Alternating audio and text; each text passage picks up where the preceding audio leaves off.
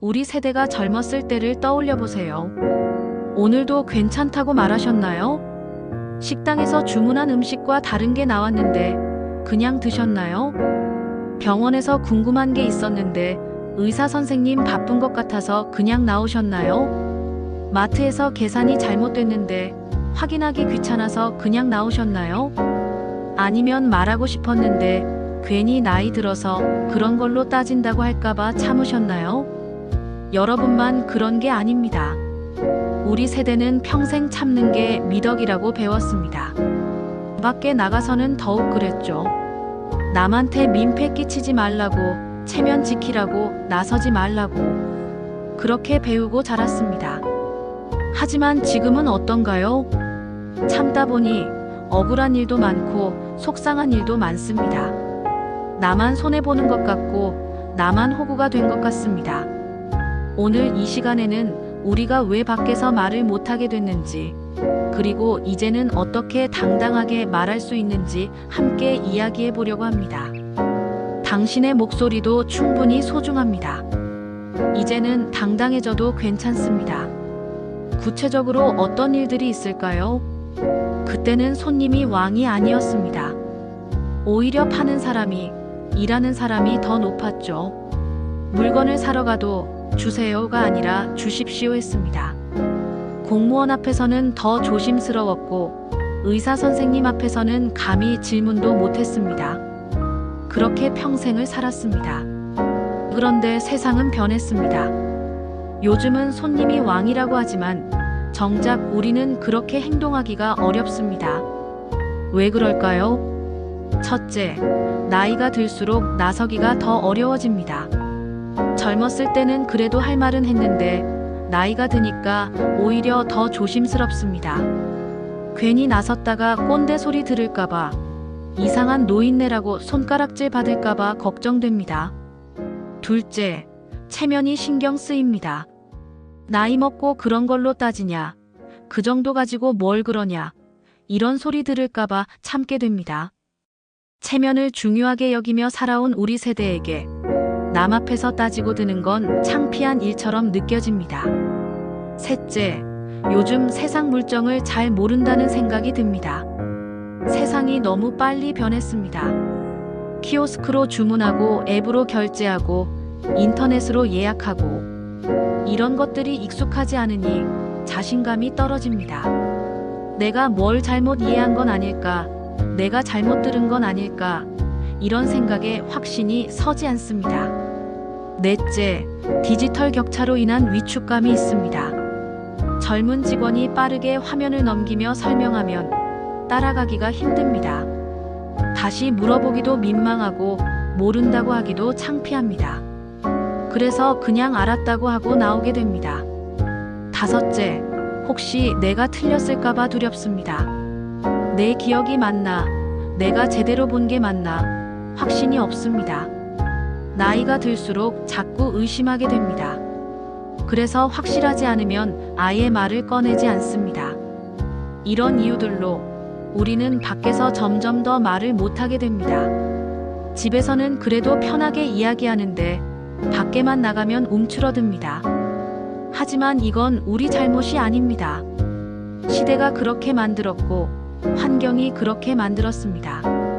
이제는 이 굴레에서 벗어날 때입니다. 구체적으로 어떤 일들이 있을까요? 우리가 일상에서 겪는 말 못해서 참아야 하는 순간들을 함께 살펴보겠습니다. 먼저 식당이나 카페에서입니다. 불고기 정식을 시켰는데 제육볶음이 나왔습니다. 분명히 불고기라고 했는데 잘못 나온 겁니다. 하지만 말하기가 망설여집니다. 이미 만들어서 가져왔는데 바꿔달라고 하면 미안할 것 같습니다. 주방에서 또 만들어야 하잖아요. 그냥 이것도 맛있겠지 하고 드십니다. 아니면 커피를 시켰는데 너무 쓰거나 미지근합니다. 말하고 싶지만 괜히 까다로운 손님으로 보일까봐 그냥 마십니다. 직원이 반말을 하거나 불친절해도 요즘 젊은 사람들이 다 그러려니 하고 넘어갑니다. 기분은 나쁘지만 티내지 않습니다. 다음은 병원에서입니다. 의사 선생님이 진료를 보는데 너무 빨리 끝납니다.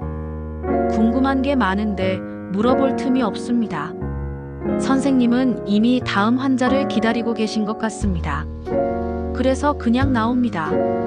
검사를 권유받았는데 왜 필요한지 잘 모르겠습니다.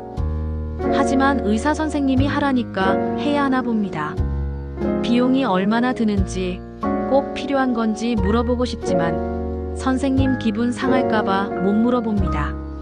처방전을 받았는데 약 이름이 어렵고 복잡합니다. 어떤 약인지 부작용은 없는지 궁금하지만 약사님도 바쁘신 것 같아서 그냥 받아옵니다.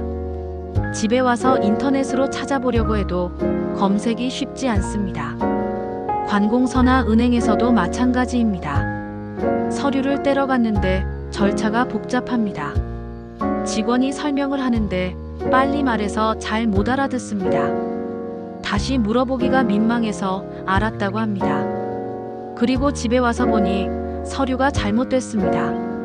다시 가야 하는데 멀고 귀찮습니다. 그냥 포기합니다. 은행에서 통장을 만들러 갔는데 직원이 여러 가지 상품을 권합니다. 잘 모르겠는데 좋다고 하니까 그냥 가입합니다. 나중에 보니 수수료가 많이 나가거나 필요 없는 서비스였습니다. 마트나 시장에서도 불편한 일이 많습니다. 계산을 하고 나왔는데 영수증을 보니 가격이 다릅니다. 진열대에는 3,000원이라고 적혀 있었는데 5,000원이 나갔습니다. 다시 들어가서 말하기가 번거롭습니다. 2,000원 차이니까 그냥 넘어갑니다. 유통기한이 지난 상품을 샀는데 집에 와서야 알았습니다. 바꾸러 가려니 시간도 걸리고 뭐라고 할까봐 걱정됩니다. 그냥 버립니다. 점원이 손님을 무시하듯 대해도 요즘 다 그런가 보다 하고 참습니다. 이웃이나 지인 관계에서도 말 못할 때가 많습니다. 위층에서 층간소음이 심합니다. 밤늦게까지 쿵쿵거리는 소리가 들립니다. 말하고 싶지만 괜히 관계 나빠질까봐 참습니다. 지난번에 빌려준 물건을 돌려받지 못했습니다. 재촉하기가 민망해서 그냥 포기합니다. 어차피 큰 돈도 아니고 큰 물건도 아니니까요. 동네에서 만난 지인이 신뢰되는 말을 합니다. 살이 쪘다, 늙어 보인다, 이런 말들입니다. 기분이 나쁘지만 농담이겠거니 하고 웃어넘깁니다. 전화나 방문 판매도 큰 스트레스입니다. 모르는 번호에서 전화가 옵니다. 받아보니 보험이나 대출 권유입니다. 필요 없다고 말하고 싶은데 상대방이 계속 말합니다. 끊기가 미안해서 한참을 듣고 있습니다. 심지어 사기 전화인 것 같은데도 확실하지 않아서 일단 듣게 됩니다. 집으로 방문 판매원이 찾아옵니다. 필요 없다고 해도 자꾸 권합니다. 단호하게 거절하기가 어렵습니다. 결국 필요 없는 물건을 사게 됩니다. 나중에 후회하지만 이미 늦었습니다. 이런 일들이 반복되면 마음속에 쌓입니다. 나는 왜 이렇게 호구인가? 나는 왜 이렇게 말을 못하나? 자책하게 됩니다. 하지만 이건 여러분 잘못이 아닙니다. 그저 말하는 연습이 부족했을 뿐입니다. 이제부터 조금씩 연습해보면 됩니다. 먼저 마음가짐을 바꿔야 합니다. 정당한 요구는 무례가 아닙니다. 잘못된 음식이 나왔으면 바꿔달라고 하는 게 당연합니다. 계산이 틀렸으면 확인해달라고 하는 게 당연합니다. 이건 무례한 게 아니라 정당한 권리입니다. 나이가 많다고 권리가 줄어드는 게 아닙니다. 오히려 나이가 많을수록 더 존중받아야 합니다. 평생 성실하게 살아오신 분들입니다. 당당할 자격이 충분합니다. 민폐를 끼친다는 생각을 버리세요. 정당한 요구를 하는 건 민폐가 아닙니다. 오히려 잘못된 걸 그냥 넘어가는 게 상대방에게도 좋지 않습니다. 식당에서 잘못 나온 음식을 그냥 드시면 식당은 실수를 고칠 기회를 잃습니다. 다음 손님도 같은 실수를 당할 수 있습니다. 말하는 것이 모두에게 도움이 됩니다. 당당한 것과 무례한 것은 다릅니다. 당당하다는 건 내 권리를 존중하는 겁니다. 무례하다는 건 상대방을 존중하지 않는 겁니다. 공손하게, 하지만 확실하게 말하면 됩니다. 소리 지르거나 화내거나 위협할 필요 없습니다.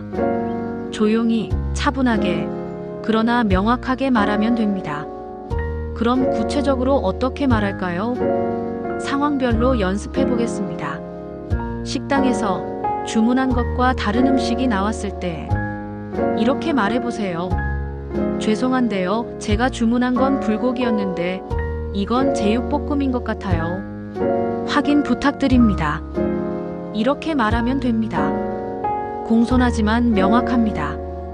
음식이 너무 짜거나 맛이 이상할 때 이렇게 말해보세요. 음식이 좀 짠 것 같은데 덜 짠 걸로 바꿔주실 수 있을까요? 아니면 이 음식 맛이 좀 이상한데 혹시 확인 좀 해주시겠어요? 이렇게 말하면 됩니다. 직원이 불친절하거나 반말을 할 때 이건 조금 민감할 수 있습니다. 하지만 기분이 나쁘면 말해도 됩니다. 정중하게 이렇게 말해보세요. 손님한테는 존댓말을 써주시면 좋겠습니다. 간단하지만 효과적입니다. 병원에서 궁금한 게 있을 때 의사 선생님이 바빠 보여도 물어볼 권리가 있습니다. 이렇게 말해보세요. 선생님, 한 가지만 더 여쭤봐도 될까요? 이 검사는 왜 필요한 건가요? 비용은 얼마나 드나요? 꼭 해야 하는 건가요? 이렇게 물어보세요. 의사 선생님도 설명할 의무가 있습니다. 처방받은 약에 대해 궁금할 때 약사님께 이렇게 물어보세요. 이 약은 어떤 약인가요? 부작용은 없나요? 얼마나 먹어야 하나요? 다른 약과 같이 먹어도 되나요? 당연히 물어봐야 할 질문들입니다. 관공서나 은행에서 설명을 못 알아들었을 때 부끄러워하지 마세요. 이렇게 말하면 됩니다. 죄송한데 제가 잘 이해를 못했어요. 천천히 다시 한번 설명해 주시겠어요? 아니면 이 부분이 잘 이해가 안 되는데 좀 더 쉽게 설명해 주실 수 있나요? 직원은 설명할 의무가 있습니다. 여러분이 이해할 때까지 설명해야 합니다. 마트나 상점에서 계산이 잘못됐을 때 이렇게 말해보세요. 계산서 보니까 가격이 다른데 확인 부탁드려요. 진열대에는 3,000원이라고 적혀 있었어요. 간단하고 명확합니다. 유통기한이 지났거나 불량품을 샀을 때 이렇게 말하세요. 이거 유통기한이 지났는데 교환 가능할까요? 아니면 이 제품이 불량인 것 같은데 바꿔주실 수 있나요? 당연한 요구입니다. 이웃에게 층간소음이 심할 때 직접 찾아가거나 메모를 남기세요. 이렇게 써보세요. 안녕하세요. 아래층 사는 누구입니다. 요즘 밤늦게 소음이 좀 심해서요. 시간대만 조금 조절해 주시면 감사하겠습니다. 공손하지만 명확한 요청입니다. 빌려준 물건을 돌려받고 싶을 때 이렇게 말하세요. 지난번에 빌려드린 거 언제쯤 돌려받을 수 있을까요? 제가 곧 필요해서요. 부담 주지 않으면서도 의사를 명확히 전달합니다. 전화를 거절할 때 이건 정말 간단합니다. 필요 없습니다. 관심 없어요. 전화 끊겠습니다. 이렇게 말하고 끊으면 됩니다. 설명 다 들을 필요 없습니다. 상대방이 계속 말해도 그냥 끊으세요. 괜찮습니다. 모르는 번호는 아예 받지 않아도 됩니다. 중요한 전화면 문자나 메시지를 남길 겁니다. 방문 판매를 거절할 때 문을 열지 않아도 됩니다. 문을 열었다면 이렇게 말하세요. 필요 없습니다. 들어오지 마세요. 그리고 문을 닫으세요. 상대방이 뭐라고 해도 신경 쓰지 마세요. 여러분은 거절할 권리가 있습니다. 이렇게 상황별로 말하는 방법이 있습니다. 처음에는 어색하고 떨릴 겁니다. 하지만 한번 해보면 다음엔 더 쉬워집니다. 작은 것부터 시작하세요. 오늘은 계산 확인하기. 내일은 음식 바꿔달라고 하기. 모레는 병원에서 질문하기. 이렇게 하나씩 연습하다 보면 어느새 자연스러워집니다. 말을 하고 나면 어떤 변화가 생길까요? 실제 경험담을 들어보겠습니다. 첫 번째 이야기입니다. 70살 김 선생님의 이야기입니다. 평생 식당에서 잘못 나온 음식도 그냥 드셨다고 합니다. 그런데 어느 날 용기를 내서 말씀하셨습니다. 주문한 것과 다르다고요. 그랬더니 식당 사장님이 깜짝 놀라며 사과했습니다. 바로 새로 만들어 주셨고 서비스로 음료까지 주셨습니다. 김 선생님은 그날 이후로 잘못된 건 바로 말하게 되셨다고 합니다. 별일 아니었구나 라고 느꼈다고 합니다. 두 번째 이야기입니다. 66살 박 여사님의 이야기입니다. 병원에서 항상 궁금한 게 많았는데 질문을 못 하셨다고 합니다. 그런데 어느 날 용기를 내서 물어보셨습니다. 이 검사는 왜 필요한 거냐고요? 의사 선생님이 친절하게 설명해 주셨습니다. 그리고 꼭 필요한 검사는 아니니 선택하라고 하셨습니다. 박 여사님은 그날 이후로 병원에서 적극적으로 질문하게 되셨습니다. 의사 선생님도 오히려 더 친절하게 대해주신다고 합니다. 세 번째 이야기입니다. 75살 이 할아버지의 이야기입니다. 위층 층간소음 때문에 스트레스가 심했습니다. 하지만 참으셨습니다. 관계 나빠질까봐요. 그런데 건강이 나빠지기 시작했습니다. 잠을 못 자서 피곤하고 신경이 예민해졌습니다. 결국 용기를 내서 위층에 찾아가셨습니다. 정중하게 말씀드렸습니다. 위층 사람도 미안하다며 사과했습니다. 몰랐다고 앞으로 조심하겠다고 했습니다. 그 이후로 소음이 많이 줄었습니다. 이 할아버지는 진작 말할 걸 그랬다고 하십니다. 관계도 나빠지지 않았고 오히려 서로 더 배려하게 됐다고 합니다. 이런 이야기들이 알려주는 건 뭘까요? 말하면 생각보다 별일 아니라는 겁니다. 우리가 걱정하는 것만큼 큰일이 생기지 않습니다. 오히려 관계가 좋아지고 문제가 해결됩니다. 말을 하면 자신감이 생깁니다. 한번 성공하면 다음번엔 더 쉬워집니다.